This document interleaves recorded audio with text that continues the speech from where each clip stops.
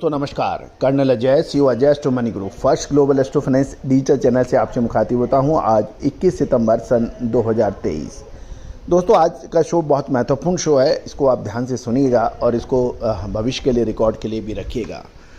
दोस्तों खबर निकल के आई है कि ऑयल ईयर 2023-24 के ओपनिंग स्टॉक चालू ऑयल ईयर से लगभग 28% अधिक रहने की उम्मीद है। ये सोपा यानी प्रोसेसर्स एसोसिएशन ऑफ इंडिया सोपा के कार्यकारी निदेशक श्री DN पाठक ने बताया है। यानी 28% ओपनिंग स्टॉक अतिरिक्त है, ये बढ़ा हुआ है इस साल। दूसरा महत्वपूर्ण बिंदु सोपा की रिपोर्ट में ये भी है कि घरेलू फसल का अनुमानित उत्पादन 124.11 लाख टन था और साथ साथ इस वर्ष आयात बढ़कर 7 लाख टन हुआ, जबकि पिछले साल 5.55 लाख टन का आयात किया गया था। यानी इस साल सोयाबीन की पिछले साल की जो फसल थी 124.11 लाख टन थी, जो कि शानदार फसल है। साथ साथ 7 लाख टन का आयात हुआ, जो पिछले साल 5.5 लाख टन के आयात से अधिक है। और उसको देखते हुए इस बार 28% opening stock current oil year के शुरुआत में है। करंट ईयर के अंदर 2023-24 के लिए सोयाबीन का ओपनिंग यानी शुरुआती स्टॉक का रिकॉर्ड 32.26 लाख टन रहने की संभावना है, जो चालू ऑयल ईयर की तुलना में 28% अधिक है। इसका मुख्य कारण अपेक्षा से अधिक आयात और सोया मील के उच्च निर्यात के अतिरिक्त बढ़ा हुआ घरेलू उत्पादन भी है। यानी घरेलू उत्पादन भी अधिक हुआ है और घरेलू उत्पादन अधिक होने के बावजूद भी इंपोर्ट अधिक रहा। और उसका गौरतलब है कि ऑयल ईयर यानी टेल ईयर 2022-23 की शुरुआत में उच्च ओपनिंग स्टॉक 25.15 लाख टन के साथ हुई थी, जबकि ऑयल ईयर 2021-22 में ओपनिंग स्टॉक 1.83 लाख टन ही था। फसल का अनुमान 124.11 लाख टन है। दोस्तों 22 अक्टूबर से 23 अगस्त के दौरान बाजारों में सोयाबीन की कुल अनुमानित आवक 112 लाख टन थी, जबकि एक वर्ष पहले आवक मात्र 88 लाख टन थी। यानी इस साल 88 लाख टन के मुकाबले 112 लाख टन की अराइवल रही 22 अक्टूबर से 23 अगस्त के बीच में। इस अवधि के दौरान पेराई 100 लाख टन हुई, जबकि एक वर्ष पहले ये आंकड़ा मात्र 77 लाख टन का था।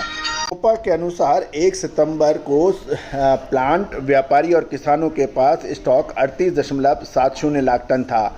वहीं एक वर्ष पहले ये स्टॉक मात्र 32.17 लाख टन था। तो कुल मिलाकर इस स्थिति बिल्कुल क्लियर है। इस साल शानदार उत्पादन हुआ, उसके बावजूद भी इंपोर्ट अधिक हुआ। पेराई भी बहुत पिछले साल के मुकाबले शानदार हुई और प्लांट और व्यापारी व किसानों के पास भी ओपनिंग स्टॉक अभी अच्छा है। दूसरी ओर सोपा के कार्यकारी निदेशक श्री पाठक ने निर्यात और घरेलू बाजार में सोया मील की अच्छी मांग के कारण सोया मील के निर्यात 17.5 लाख टन से बढ़कर 18 लाख टन हुआ, यानी लगभग 50,000 टन फालतू हुआ है। सोया मील की अनुमानित घरेलू की खपत 7.5 लाख टन से बढ़कर 8 लाख टन हो सकती है। वही पशु आहार की अनुमानित घरेलू खपत 60 लाख से बढ़कर 61 लाख टन हो सकती है। इसके परिणाम स्वरूप हमें सोयाबीन की पेराई 105 लाख टन से बढ़ाकर 106.50 लाख टन कर दिया है। नई फसल की आवक के बारे में सोपा ने अनुमान जताया है कि बुआई सीजन में देरी और अनियमित बरसात के कारण नई फसल में लगभग 15 दिन का समय विलंब हो सकता है। हालांकि देश के अधिकांश उत्पादक क्षेत्रों में हाल में हुई व्यापक बरसात के बाद फसल की स्थिति सामान्य बनी हुई है। तो सोपा की ये रिपोर्ट बिल्कुल क्लियर दिखा रही है कि इस साल ओपनिंग स्टॉक भी लगभग 28.5% ज़्यादा है। दूसरा, किसानों के पास, प्लांटों के पास और व्यापारियों के पास भी 32.17 लाख टन के मुकाबले 38 लाख टन स्टॉक है। पेराई भी पिछले साल के मुकाबले अधिक हुई है और लगभग जो 124.11 लाख टन का उनका उत्पादन है और 7 लाख टन का इनका इंपोर्ट है। तो कुल मिला के और जो मौजूदा फसल की स्थिति जो खरीफ सीजन की सोयाबीन की है, यदि अब बरसात अच्छी हो गई है, खरीफ की बिजाई अच्छी हुई है, तो पिछले साल 124 लाख टन की जो पैदावार है उससे बढ़नी चाहिए। ये एक मोटे तौर पे नज़र आ रहा है। सवाल ये है कि सोपा की रिपोर्ट के मुकाबले इस बिल्कुल के मुताबिक जो सोयाबीन की स्थिति है बिल्कुल रोजी रोजी है, अच्छी है। फसल अनुमान के हिसाब से आनी चाहिए। ओपनिंग स्टॉक भी लगभग 28.5% बढ़ा हुआ है। किसानों, प्लांटों और व्यापारियों के पास भी सोयाबीन का प्रचुर मात्रा में स्टॉक है। इसका मतलब यही निकल रहा है कि जब फसल अच्छी आ रही है, ओपनिंग स्टॉक 28% बढ़ा हुआ है, प्लांट, व्यापारी और किसानों के पास ऑलरेडी सोयाबीन का स्टॉक पिछले साल के मुकाबले अधिक है, तो सोयाबीन के अंदर खरीफ की फसल के जब आप सितंबर समाप्त होकर अक्टूबर में आएगी तो उसकी अच्छी स्थिति होनी चाहिए। अब सवाल ये है, क्या ये सही है? दोस्तों, हम इस कथन से सहमत नहीं हैं।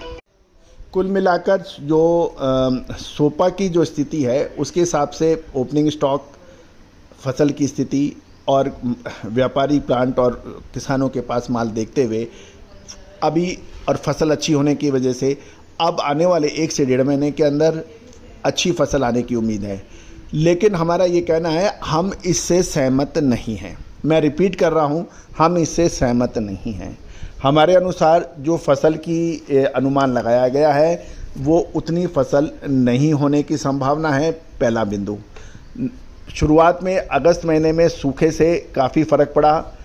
सितंबर महीने के अंदर भी बरसात कुछ हुई, लेकिन उस अगस्त की भरपाई नहीं हो पाई है।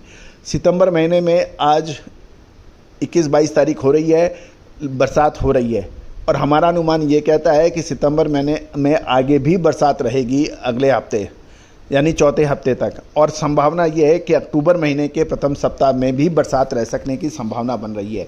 इसको ध्यान से सुनिएगा। और हमारा जो अनुमान ये है कि यदि अक्टूबर महीने के प्रथम सप्ताह बरसात जारी रही तो न केवल सोयाबीन की फसल डिले हो जाएगी, अपितु फसल को नुकसान भी होगा। अभी भी हमारे सर्वे के अनुसार बहुत से ऐसे इलाके हैं जहां पर सोयाबीन की फसल को नुकसान हुआ है और कुल मिला के जो फसल का अनुमान लगाया गया है उतनी फसल संभवतः नहीं आए और साथ साथ क्वालिटी भी बिगड़े। इसको देखते हुए हमें सोपा का जो अनुमान दिया गया है इससे हम सहमत नहीं हैं।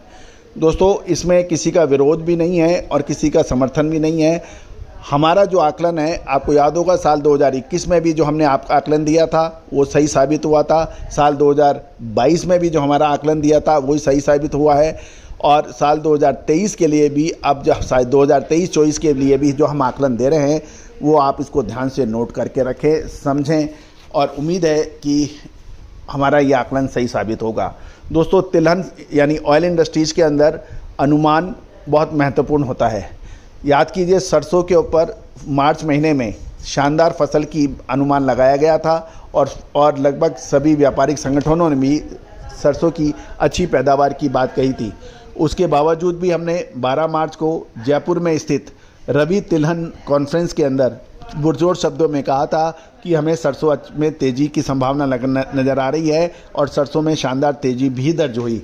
एमएसपी से ऊपर के भाव बाज़ारों में देखे गए, लेकिन सरसों की चाल सोयाबीन और बाकी तेलों में नहीं चल पाई क्योंकि सोयाबीन के अंदर फसल अच्छी रही, साथ साथ आयात अभी काफ़ी रहा। उसको देखते हुए सोयाबीन और पाम ऑयल के भाव नहीं बढ़ पाए, लेकिन सरसों के दाम निचले स्तर से काफ़ी अच्छी रिकवरी हुई। तो दोस्तों, तिलहन के अंदर हमारे अनुमान आप लोगों ने बहुत सराहे हैं। आपने बहुत हमें प्यार और आशीर्वाद दिया है हमारे चैनल को, चाहे वो तिलहन हो, चाहे कपास हो, चाहे मसाले हों या फिर गेहूं पर भी हमारा अनुमान सही निकला था। बाजरे पर भी हमने जो अनुमान दिया था वो सही निकला था। कपास के अंदर भी हमने आपको जो अनुमान दिए थे वो सही निकल रहे हैं। साथ साथ यदि मसालों में देखें तो वो भी इसमें भी हमारे अनुमान सही निकले हैं। तो दोस्तों, यदि आप तिलहन के व्यापारी हैं, मिलर्स हैं, तो हमारी विशेष रिसर्च रिपोर्ट के लिए आप संपर्क कर सकते हैं। नंबर स्क्रीन पे दिया गया है। All the very best, good luck, happy trading.